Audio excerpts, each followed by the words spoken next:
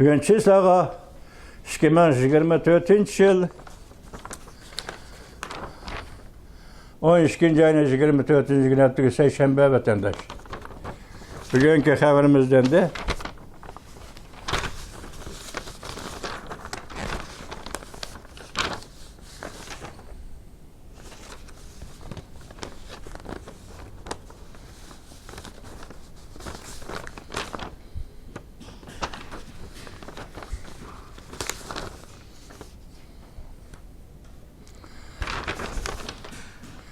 mavzumunda Memuriler ve Devlet Meclisi Cungo Komiteti yıllık doklad e'lon qilib G'arb şirketlerinin Cungo mecburi emgak isilishig'i yordam berganligi va ishchi a'zolarini mecburi kesib elish qatorliq kishilik huquqi xilof harakatlarga yordam berganligiga diqqat qildi mavzuli xabar. 12-21 kuni Amerika ovozining Xitoy til programmasi e'lon qilindi. Xabar mundaq boshlandi vatandoshim. Washington.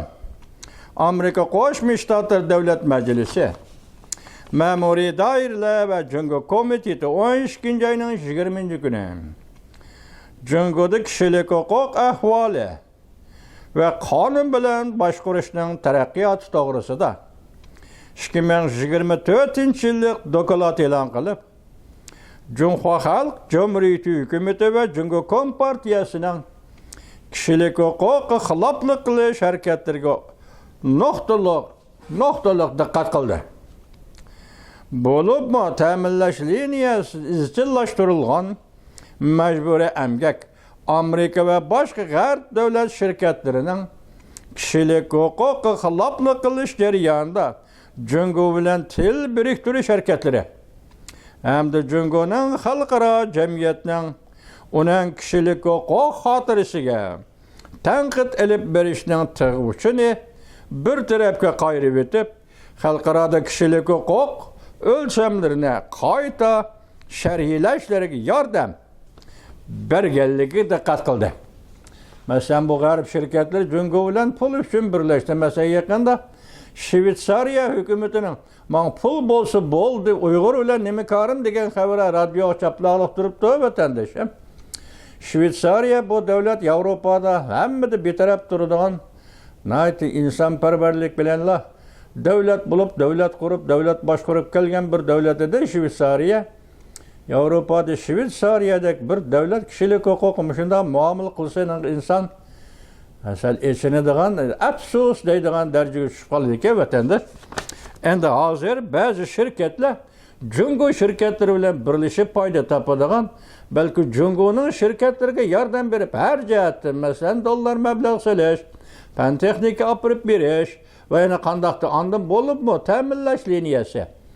Cungoga ta'minlash liniyasi qurib berishda, masalan, ishlab chiqargan mahsulotlarni chet elga eksport qilishda ta'minlash liniyasi sohasida bu shirkatlar, G'arb shirkatlari yordam qilganligini ko'zda tutib, hozir Davlat Majlisining bu qatim buni tayyorlagan Ma'muriy doiralar komitetining tayyorlagan dokladi ash shirkatlarni tanqidlash va ash shirkatlarni to'xtatish va u G'arb turib Cungoga yordam berayotgan bu shirkatlar masalasini bir masala qilib o'rtaga ko'tarib chiqibdi vatandoshim.